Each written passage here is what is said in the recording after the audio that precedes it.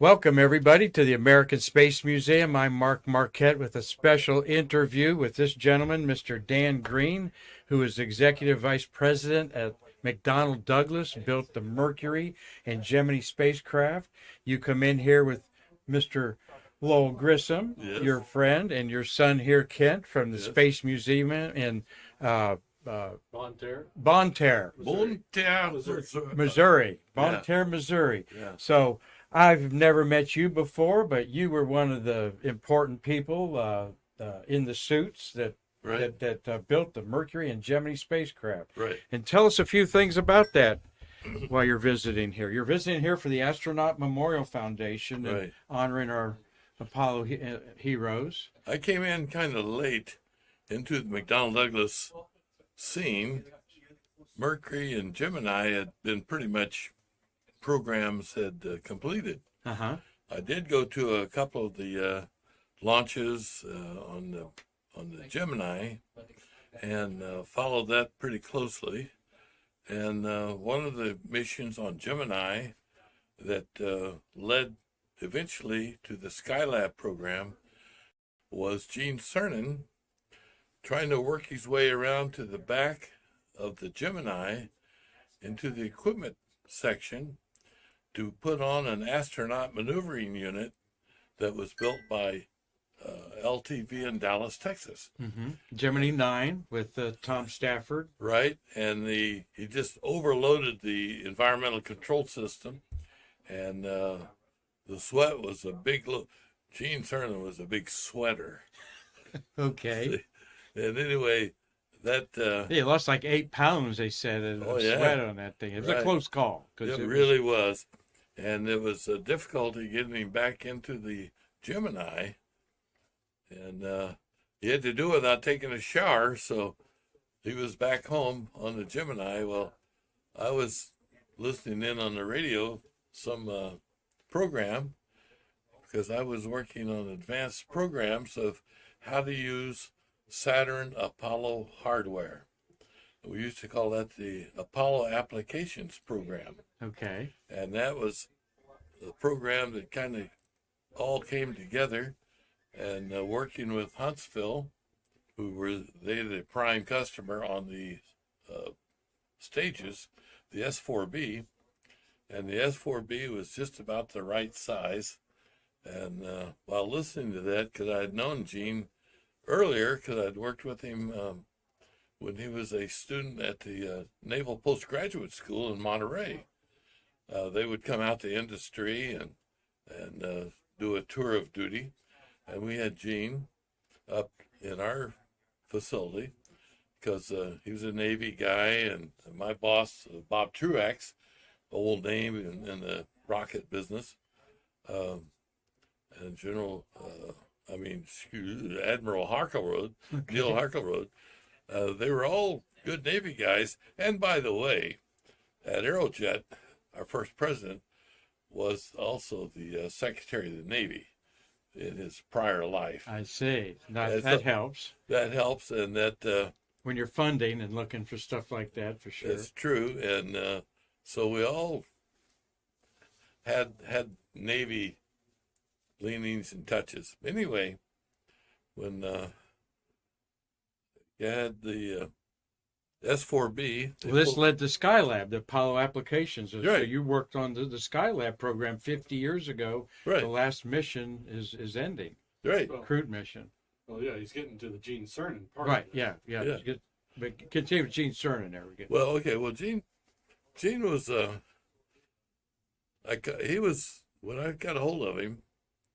I called him. I tracked him down, and he was over at Edwards Air Force Base running some test flights for a Navy program.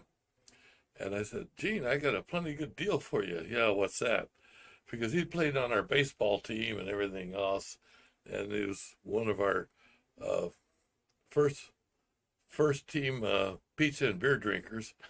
So he said, what do you got in mind? I said, well, I've got a big can over here. It's called the S4B, and I think I'd like to get you inside of it to show the relative volume and and what's going on inside that tank.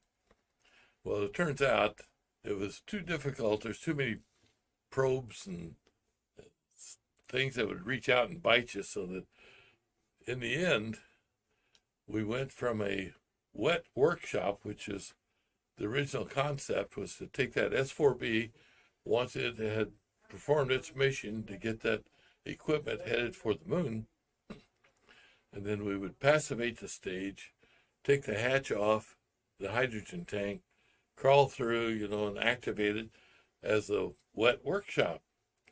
That got to be just too hard and unreliable, and we said, besides that, we have these extra stages.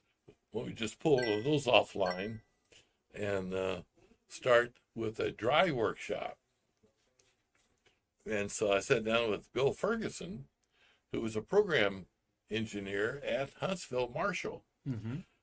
And we sat there at my desk in my cubicle there in Huntington Beach and wrote out a one-page statement of work for, I don't know, a few bucks, $50,000. But it was a contract. And that was our first Skylab contract, was to look at that habitability experiment. Very interesting there. That's you're at the groundwork of the Skylab. I didn't know Right. Gene Cernan was involved in that. Gene didn't know he was involved. Okay. I didn't know how to tell him Well, that's good. because he was kind of touchy about these things that weren't. What position did he play? Baseball. Well, he was our second baseman. Oh wow. Okay. Well, he was a good guy, and I was the first team beer drinker. Okay. So we That was a lot of fun, though. those were good times. We got to know a lot of nice people, really good people, and I'll never forget his buddy's name. It was a Navy guy, Wayne Osgood. I have no idea what happened to him, but he and Gene Cernan they were up at our house. My wife had fixed dinner for us, and I think that was the day that Gene got his letter from NASA saying, "Welcome to the Astronaut Corps." Wow. So we started calling him Astro. Some beer drinking going on that day. There was some beer drinking. So anyway, we were calling Gene Astro. And finally he said, "Look, don't do, let's have another name. Astro is the name of the dog in the Jetsons." So we had to change our nomenclature for Gene. Anyway, Gino to everybody, though. Right. It was a great thing he did to his end, promoting space exploration, Yes. and keeping the he memory. did. of He was a real gentleman, true Navy officer and a gentleman. Mm-hmm. Navy plays a big part of our space program for sure. Especially if you want to get them out of the water and bring them home. Absolutely. Oh yeah. That's for sure. Here we got your son here, Kent, and Kent worked in there. Kent, I was going to try to bring you around I'll just stay in the back. over here. There. Let me get some room here. As we're on the fly with these guests that came in. Well, Kent, And I'm good with that. There you Kent's go. number Yeah, three. go walk around back here, Kent. Let me see if I can get a. In fact, have you sit there with your next to your dad there. We'll be on the fly here a little bit, and I can Well, I was just going to inspire the story of tell your full name and what you've done in space. Well, I'm Kent Green. I'm Dan's son, and I currently am a senior design engineer with Boeing in St. Louis. So most of my effort has been in the military flight hardware and testing and such. So dabbled a little bit with the early Space Station Freedom, but that was changed by Congress at some point, and we lost to that part of the program. So Became Freedom Light, and then it became the ISS. but what I wanted to bring up was the other good story I enjoy hearing is the hatch design for the Skylab. Oh, yeah, how sure. that was developed and sized. Right. Well, that is a decent engineering. It's called impert engineering.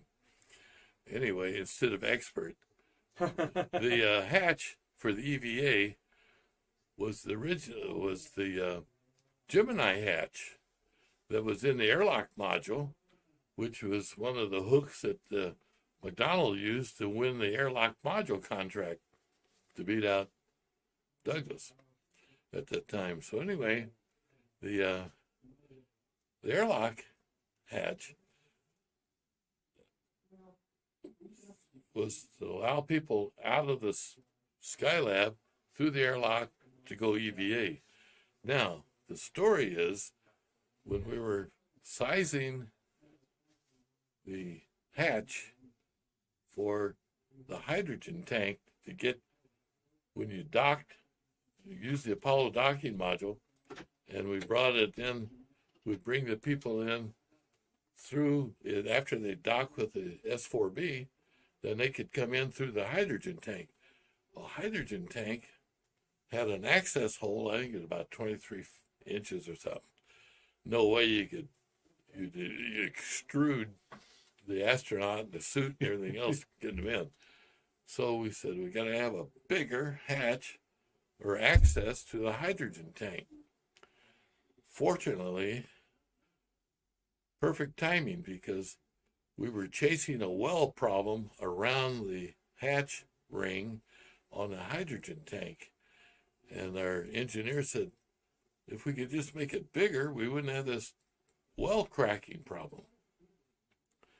Well, they said, how big is this going to be? And I said, I'm not sure, but we know we want to bring a suited astronaut through that hatch into the hydrogen tank.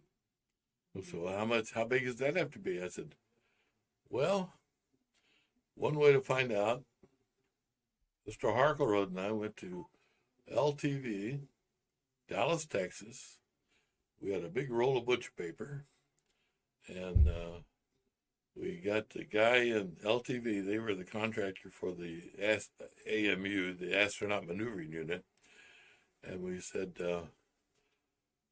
get this guy, and we'll get in that AMU.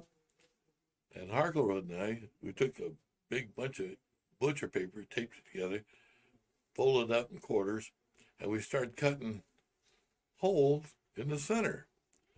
And then while Harkleroad and I would get on each end of this piece of paper, and we kept bringing that paper up and down until it quit snagging on the guy in the AMU. We said, didn't I snag up that time? That's how big our hatch has to be. And that's sized the hatch in the S4B hydrogen tank to accommodate the program. Very interesting there. We're ending 50 years of occupancy with the Skylab 3 crew. The Right. 4 is what the engineers called it. Have any doings with Jack Lausma, who's a friend of our museum? Yeah, Jack used to, I played golf with Jack quite a bit. Right. He would come out, he'd fly out. Was he fair? Or did he kick Oh, the ball no. in the fairway? Jack Lausma was an honest to a fault. Okay. But he looked a lot better in my golf shirts than I did. He did. That's what my wife said. Oh, okay. Why was he in your golf shirts? Yeah. Well, I think he returned them all. Oh, okay. I'm pretty sure he You did. picked him up in his T38, and he didn't have Yes. any golfing. Oh, yeah. Yeah. Yeah, he looked pretty spiffy in his. And your wife liked that. Yeah, right. Well, he's a great guy, and He is a we've true gentleman. interviewed him on here, and he's frequently here. Yes. Kent, what do you think of the old man here and his contribution to American space program? Well, to be honest, I've learned a lot. Growing up, obviously under that world, I was your typical teenager not paying attention. I knew where he worked and kind of what he did, but he was only here recently, as we're transferring him from California to Florida, that all of his personal effects, and he's kept all of his writings and paperwork and stuff from that entire time, which is now all resident at the museum in Bonne Terre, Missouri. So all of his writings and all that. So that's where we really learned a lot more of the nuts and bolts of all the impact that he's had. And that's just like us here at the American Space Museum, preserving the birth of the space age. Right. We're here in its delivery room, Brevard County. You're in one of the county hospitals there in St. Louis, building spacecraft and stuff. Right. Quite a legacy. Tell us a little bit about that museum there. I'm going to zoom in on your patch there. That's a cool looking patch. The Space Museum of Bonne Terre, Maryland. Missouri, MO. Yeah, it's the Space Museum and Grissom Center in Bonne Terre, Missouri. And if we're traveling, how would we get there? The main hub would be through St. Louis, and we're about an hour south of St. Louis. Okay. And if there's Ozarks. well, not quite. We're probably like the eastern end of the Ozark Mountain Range, I would Okay. say. So it's right in the lead belt of Missouri. The lead belt. Yeah, that's where the largest resource of lead. Bonne Terre originally was the Okay. headquarters for the Bonne Terre Lead Mine Company, which is actually a pretty good museum of that there too. And our museum actually sits above all the lead mining caverns, which is operating now. It's where Jacques Cousteau has dived in the caverns below our museum, so you can actually tour the caverns from the old lead mines also. So, And what space artifacts are you particularly proud of there at your museum? of course, I have to be partial to the Skylab. We have his original Skylab contractor's model on display. Ooh, show And- me a picture of that. We'll promote your museum a little bit there. Yeah, Ken. so we've set up a nice Skylab display. So we've got his contractor's model, which for a while it was on display at the Richard Nixon Library in Yorba Linda, California, Wow. since that was during the Nixon era when all that was going on. We also have, and I remember growing up, it was always in our basement. It was a chunk of grid work, and I knew it was something to do with Skylab, didn't know. And and I'll let him tell the story of where this piece of grid work came from. And it's actually a piece of flooring from Skylab 2, Flight Skylab number 2. And so how did you come across I that? saw it sticking out of a trash can and salvaged it. It was basically when they were converting Skylab Flight Unit number 2 into the museum at the Smithsonian. Smithsonian, yeah. And so they had to cut an access doorway to get visitors in through there. And so this was actually a door-sized piece of flooring from the actual flight Wow. hardware. They were designed, Mr. Dan Green, for them to put like special boots in to stabilize Yes. themselves, right? There's like Right. triangles or something like Right. that Yes. in there. It's the same. I'm trying to think of the name of this grid. Anyway, it's the same grid work that we milled the walls of the S4B hydrogen tank. It's the same pattern, and it's except the panels that we cut for and then we'd roll it, and that's how we built a lightweight hydrogen tank with a structure milled into the base material, and then so we went ahead and just cut all the way through the plate, and then it was open grid work. So, And that's how the guys would stick their little triangle into this pattern, kind of cock a little bit, and that would lock them into position. And then they could work using their hands. Front of their station there. So, well, we're enjoying this conversation with father and son. Mr. Dan Green, an executive at McDonnell Douglas in St. Louis there in Kent, working for Boeing. You got a broad perspective, sir, on half a century of space age here. Here we are a quarter way through the 21st century, Yeah. never been back to the moon. Right. What do you think about the Artemis plans and things like that from a old timer looking at we did it and you guys are trying to do it? Well, it's ambitious, it's expensive, and the people have to understand the challenge that goes with that kind of engineering technology programs, which keeps young people interested in technology. It's a wonderful jobs producer, Absolutely. will. And so that's, I think it's worthwhile to do it, but you have to keep it all in perspective in your mind. There's not a lot of commercial benefit in this space flight. Manned space flight is very expensive because you spend most of your time and energy taking care of the man, or we have to be politically correct, our humanoids.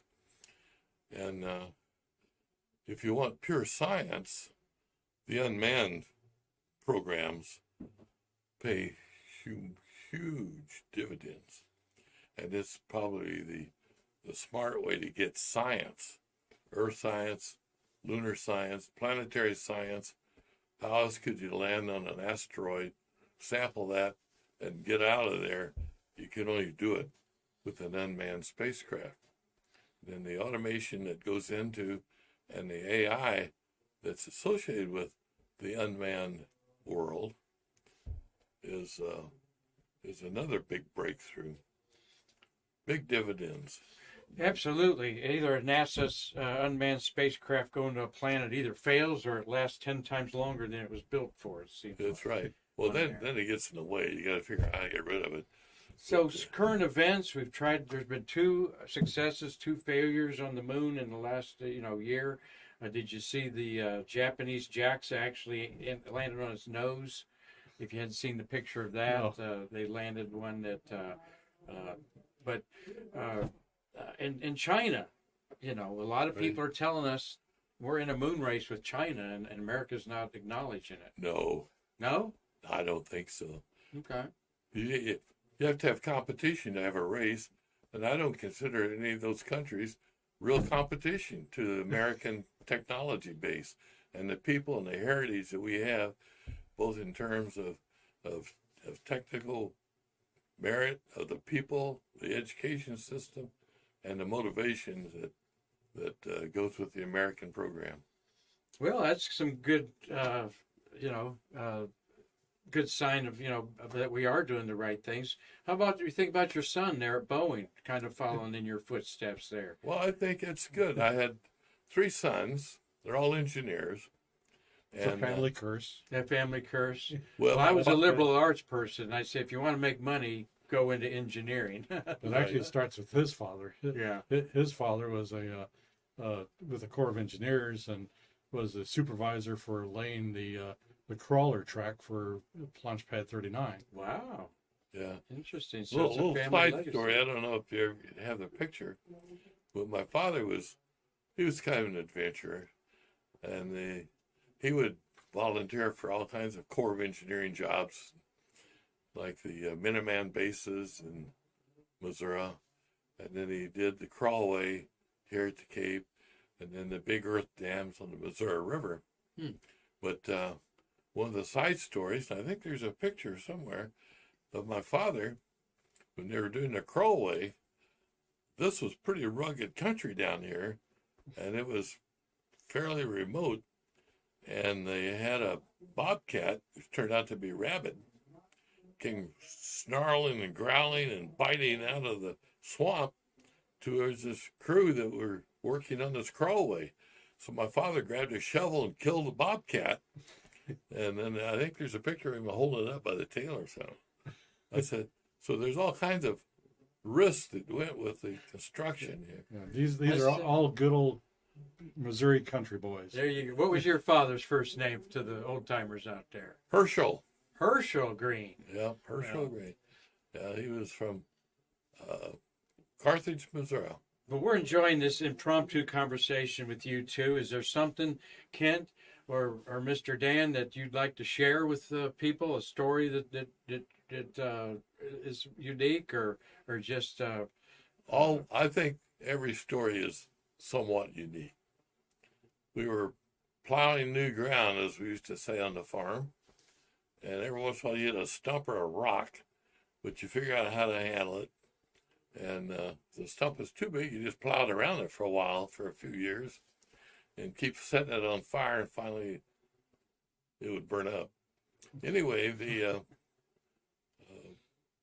Now there's it's going back to the Skylab program, and at this point he's in St. Louis at McDonnell Douglas. He was part of the merger team of McDonnell and Douglas, so he ended up in St. Louis, and had to deal with Old Man Mac. And so I always enjoy the story of his first presentation to Mr. McDonnell himself. Yeah, Mr. Mac, wonderful man, wonderful man. But he had early on in his space programs in Mercury Gemini, he had a fellow down here. Our test engineer is Ed Peters, and Mr. Mac wanted to tell the team, and he had this habit of saying, "This is old Mac calling all the team. This is old Mac calling all," and his cadence of his voice used to just drive people crazy. On the intercom, huh? On the intercom, right? Wow. So we got Ed Peters. What was 67? Gemini 67? That sounded like a real. Who's the guy? Bob Newhart. You there, Ed? He's talking to Ed Peters. He's Mr. Mac St. Louis. Ed Peters out here at the Cape. Says, how are things going, Ed? And Ed had tried to answer, and Mr. Mac cut him off. So anyway, then Mr. Mac said, which one went up? So they tried to launch 6, and it didn't go anywhere. He said, and Ed Peters said, you there, Mr. Mac? Yeah, I'm here. What's going on, Ed? And Ed would say, well, they're on the countdown, and he'd count it, and Mr. Mac could count like an echo, and then, 6 didn't get off the pad. It kind of, a lot of smoke and fire, and it jumped a little bit. He said, and this is a Newhart all the way. He says, what happened, Ed? Well, Mr. Mac, it's still here. Still there? I thought we launched it. No, and they had to go through this whole routine about how the rocket's still sitting on the pad. And Mr. Mac couldn't grasp that. Is that right? Well, that's interesting. No, what I was thinking about was when you had to explain how the Skylab, when you had your presentation of Skylab 2, Mr. Mac. Oh, yeah. Every mission, McDonnell mission, some poor young guy would have to go up to Mr. Mac's office and explain the mission, be interrogated by Mr. McDonnell, and so he would understand what's going on. So it came time, the call came down and said, well, Mr. Mac's ready for his Skylab mission briefing, and all these other vice presidents scattered. They said, Dan, go up to Mr. Mac's office and explain the Skylab mission. All right. So I get up there to Mr. Mac's office, 7 stories high, overlooking the airport, and so I start through the mission, and I had some pictures and a little model, and I explained the sequence of the mission, and we get to the part where they deploy the power. What would power the station at that point, the Skylab? And so I told them how the wings would deploy, and then all the shingles of the solar panel would deploy out. Well, of course, we had a little problem on the way to space on that launch. Anyway, Mr. Mac would ask questions, and I knew when you get to the point where you can't answer, you don't fake it or you're dead. So we got to through all the mechanics of the environmental control system and the deployment of the solar arrays. He said, Dan, how does the solar energy work? I said, oh, God. So I said, Mr. Mack, that's a good question. It's a physics question. I can't answer you clearly and crisply at this point of the energy conversion of the sun through the arrays into the power distribution system of the Skylab. I said, but I'll find out, and I'll come back and brief you. He says, no, that's all right. I just want to know how far you'd go. That's why he's the president, right? He was the founder. You didn't mess with Mr. Mack's facts, or if you get into fiction, you're a dead man. Your career is over. Of course, McDonnell, important in aviation, how they got the spacecraft stuff in there. Well, it was the cockpit design, I think, that really. That's a great story. Kent, you got anything to add as we end our little impromptu program here? And once again, it goes back to one of my my favorite statements that he made one time when Earl Mullins was interviewing him. Also, he says, "Well, Dan, you had a great career." And he says, "No, only two people have careers." Yeah, the only two people that had a career in our corporation, one was named McDonnell and one was named Douglas. Those two gentlemen had careers. All the rest of us had jobs. That's a good way to go out on that. Bring me in here and say thank you to these folks here. Father and son we had here walk in our museum with Mr. Lowell Grissom. How you know Lowell? Through Kent and the work at the museum, because I contributed all my papers and photos and artifacts. And Lowell was a engineer at McDonnell too. He was an engineer. Lowell was an engineer. He went into PR though, I believe, later on. Later on, as retirement. But he started at McDonnell. Right. Well, we're glad you're here to honor, all of our fallen heroes here. We try to take the high road of that things went on because of their sacrifice there. You're going to the Astronaut Memorial out at the Pad 34 tomorrow, Saturday? Yes, that's correct. Great. Well, I'll have the privilege of being out there on a bus tour, too, out there. All right. Very good. Is this first time you've been here for this ceremony? It is. I'm not good on ceremonies, and I knew too many of these guys. Yeah. Well, we're going to say thank you, everyone, for watching this program today on Stay Curious, and we wish you all well, and you'll be hearing more about the Space Museum in Bon Terre, Missouri here on Stay Curious. There's a little problem there because that's the area of Cajuns. Yes, sir. They think they can speak French. The French go crazy. Anyway, it's Bon Terre. All right, Bon Terre. I stand corrected there. I stand corrected there. That's Bon Terre. Well, I've occasionally eat some boudin and got some gumbo in our freezer here. All right. From Terry White, our Cajun space shuttle worker. So Right. everybody, hope you enjoyed this, and we want to just say thank you to the Greens here for dropping in on us. Thank you for having us. You're welcome. Thank you very much. You're welcome. You're doing a good job here. Well, we appreciate that. Till next time, I'm Mark Marquette saying we can't wait to see you again to bridge the space between us. Thank you.